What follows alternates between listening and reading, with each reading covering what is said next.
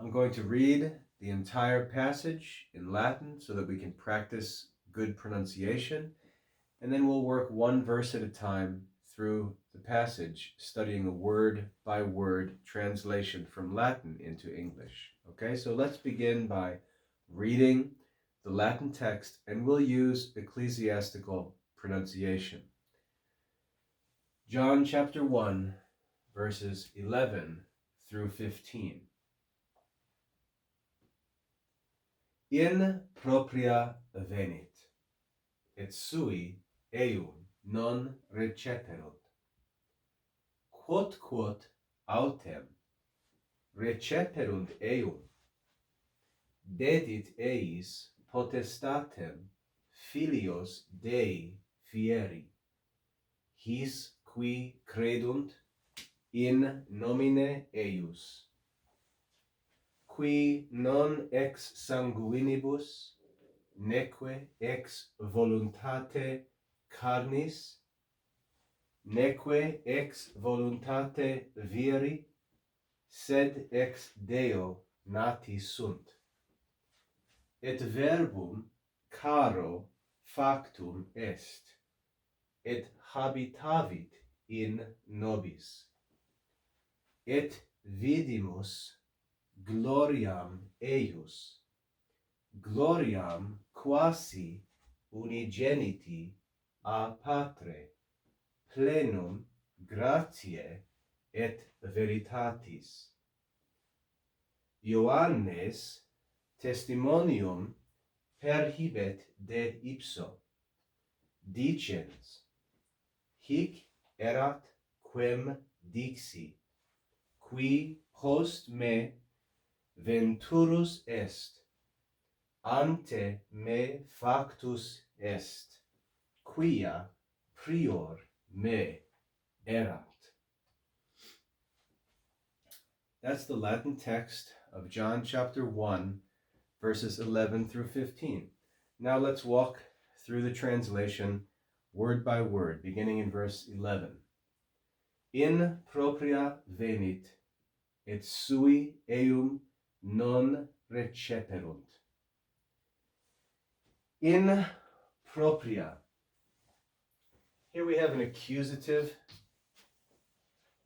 adjective noun, and the preposition in, when followed by an accusative noun, is normally translated as to or into. Propria means his own. To his own, venit, he came. To his own he came, et, conjunction means and, sui, his own,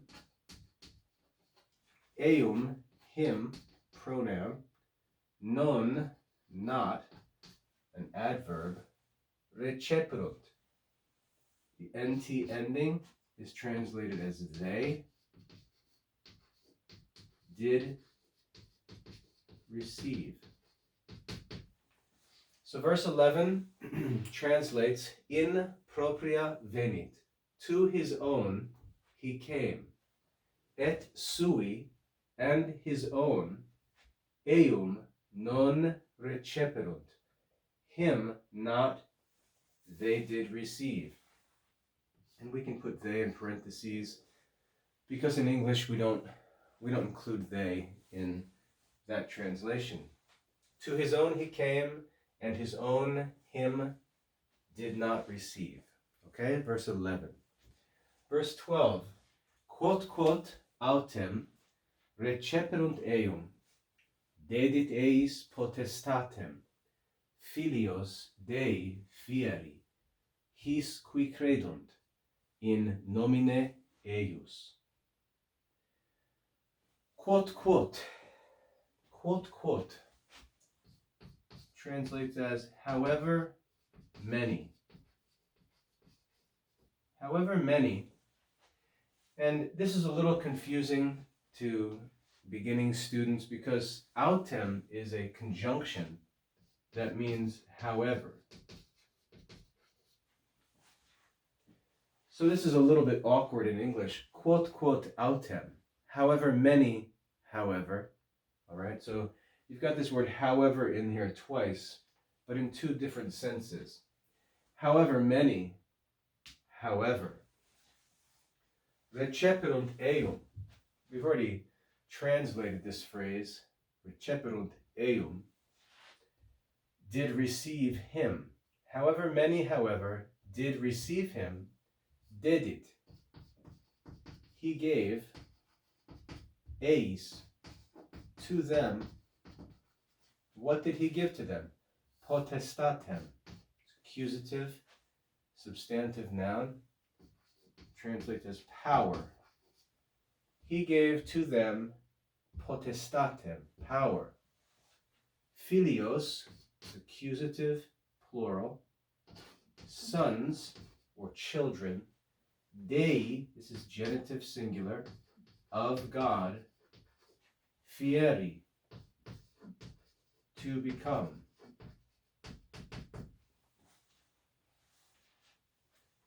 However many, however, quote autem, receperunt eum, received him, dedit eis potestatem, he gave to them power, Filios Dei, sons of God, fieri, to become.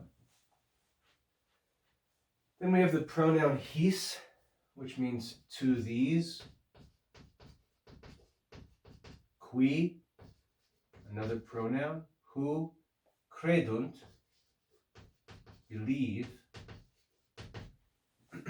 His qui credunt, to these or to those who believe. In nomine eius. Now here, nomine is an ablative case noun, whereas propria was an accusative. The preposition in here is just going to translate simply as in. Nomine, we're going to put the in parentheses, and nomine just means name. In nomine, in the name, eius, the genitive pronoun, his. So to look back at verse 12, quote autem receperunt eum, dedit eis potestatem, filios Dei fieri, his qui credunt, in nomine eius. However many, however, received him, he gave to them power, sons of God to become, to these who believe in his name. Verse 12. Verse 13 reads, Qui non ex sanguinibus, neque ex voluntate carnis, neque ex voluntate viri, sed ex Deo nati sunt. So here we continue our expression. He gave to them power, sons of God to become, to these who believe in his name. Who, non, not, adverb, ex, it's a preposition that means out of or from. We'll use out of here, and it's followed by an ablative, substantive noun, sanguinibus, and this is a plural, and we'll translate it as bloods. Who not out of bloods, and we'll see what the meaning of this is in a second, neque, and let's just look at non neque, neque. We have this list of negative conjunctions. We could translate it not, and not, and not, but what's more proper in English is to say, not out of bloods, nor expresses the idea of and not, nor out of voluntate, the will, carnis, of the flesh. Qui non ex sanguinibus, who not out of bloods or blood, neque ex voluntate carnis, nor out of the will of the flesh, neque ex voluntate viri, nor out of the will viri of man, sed ex Deo nati sunt, sed, but, conjunction, ex Deo,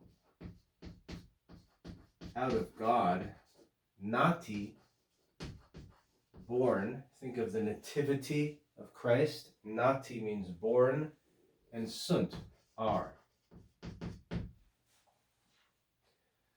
So for verse, let's see here, this is getting messy. Verse 13.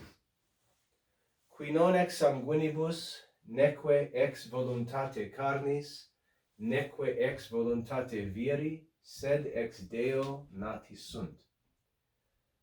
Who not out of blood, nor out of the will of the flesh, nor out of the will of man, but out of God, are born.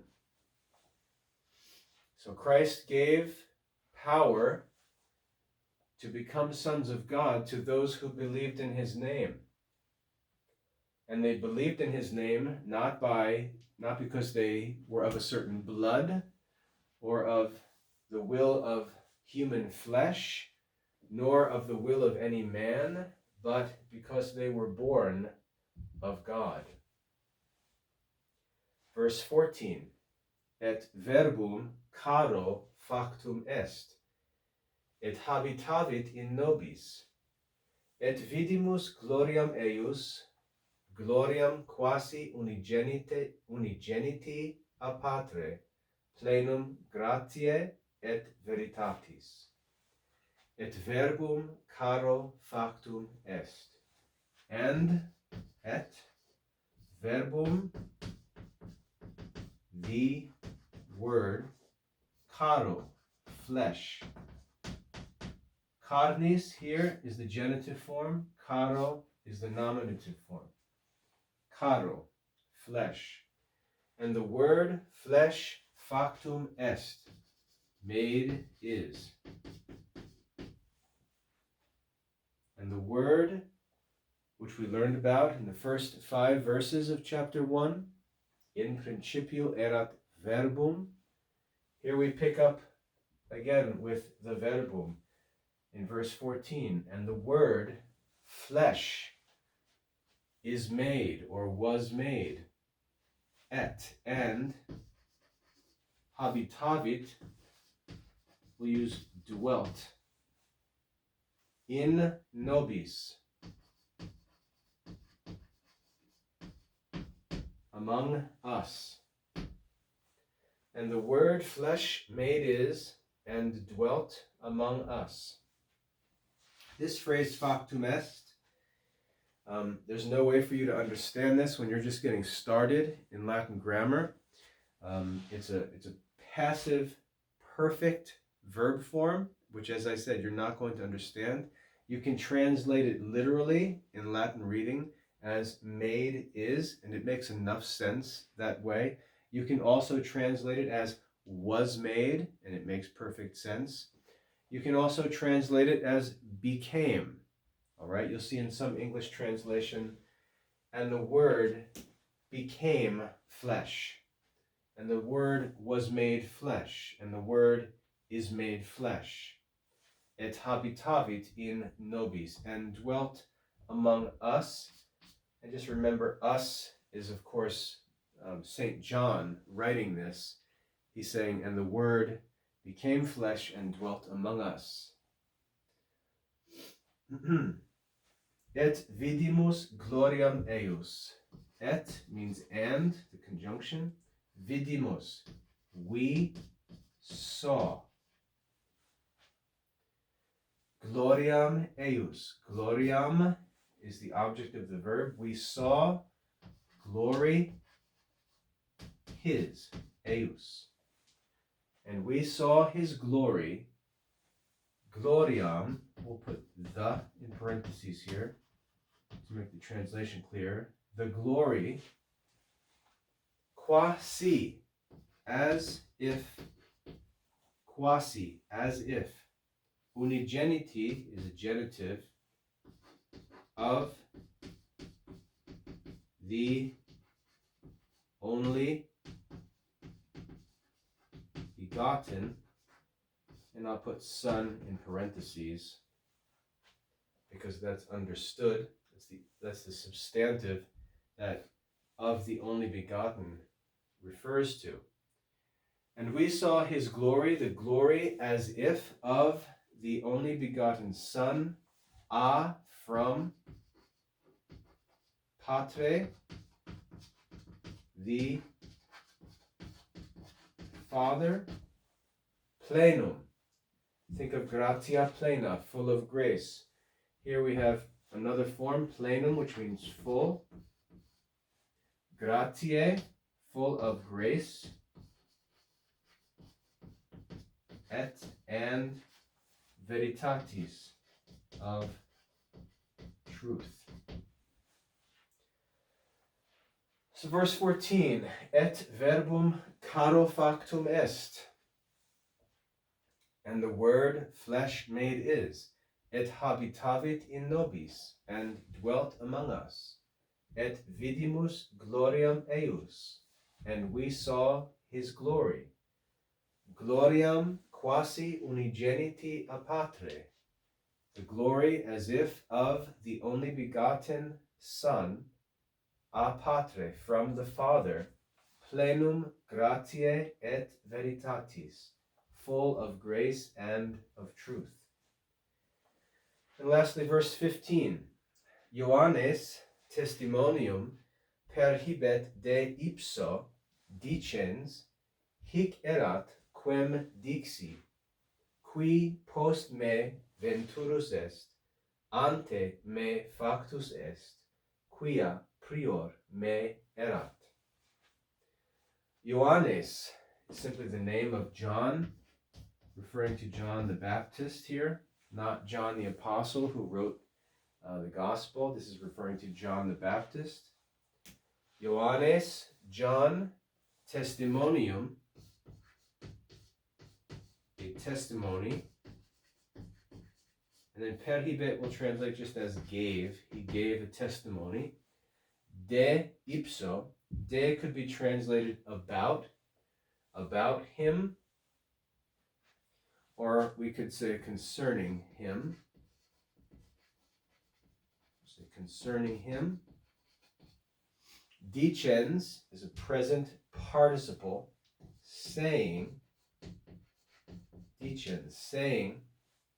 And then we have the words of John quoted here. Hic erat. This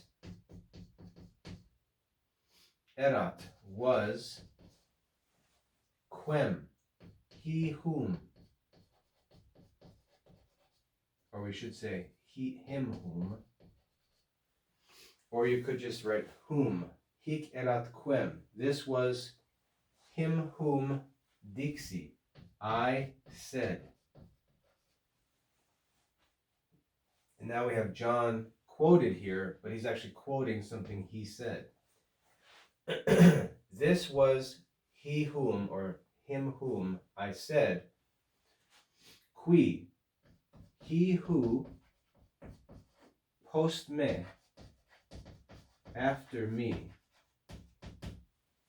Qui post me, he who after me, venturus est. Venturus is a future active participle. It's translated about to come.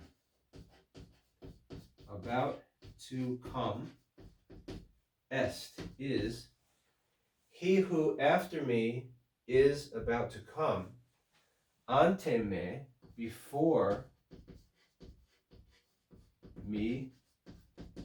Factus est, made is, or was made. Quia, because.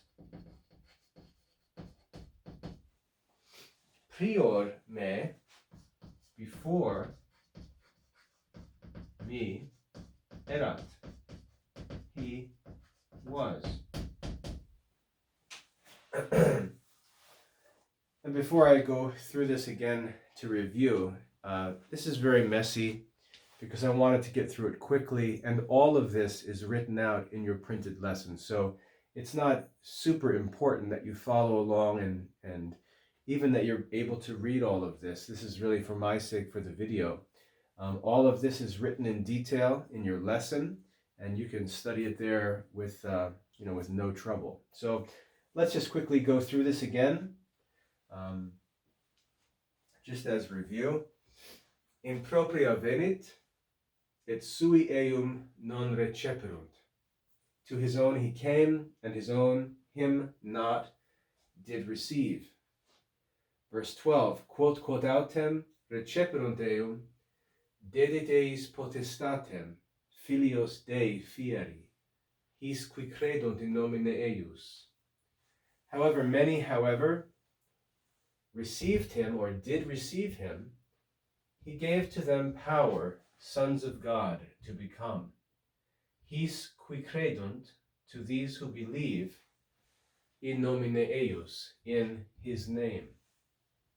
Verse 13, qui non ex sanguinibus, who not out of blood, neque ex voluntate carnis, nor out of the will of flesh, neque ex voluntate viri, nor out of the will of man, sed ex Deo nati sunt, but out of God are born.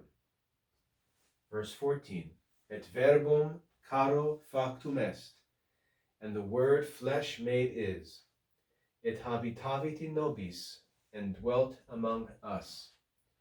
Et vidimus gloriam eius, and we saw his glory. Gloriam quasi unigeniti a patre, the glory as if of the only begotten Son, a patre, from the Father, plenum gratiae et veritatis, full of grace and of truth. And lastly, verse 15, Ioannes testimonium perhibe de ipso, John a testimony gave concerning him, dicens, saying, hic erat quem dixi, this was whom I said, qui post me, he who after me, venturus est, about to come is, ante me factus est, before me made is, or before me was made. Quia, because, prior me erat, because before me he was. So that's the translation of John chapter 1, verses 11 through 15 in St. Jerome's Latin translation of the Greek text of John chapter 1, verses 11 to 15. As I said, all of this is included in your written lesson, so you can study it in detail. Your translation exercises can be copied out from the printed lesson, and you can watch this video for the sake of listening to the pronunciation, learning the vocabulary, and walking through the translation. But ultimately, the best way to study this is through your printed lesson. So I hope that's a helpful introduction or prelection to the study of John 1, 11 through 15. Now it's time for you to get to work with your translation exercises and vocabulary studies so that you can master this passage. God bless your studies.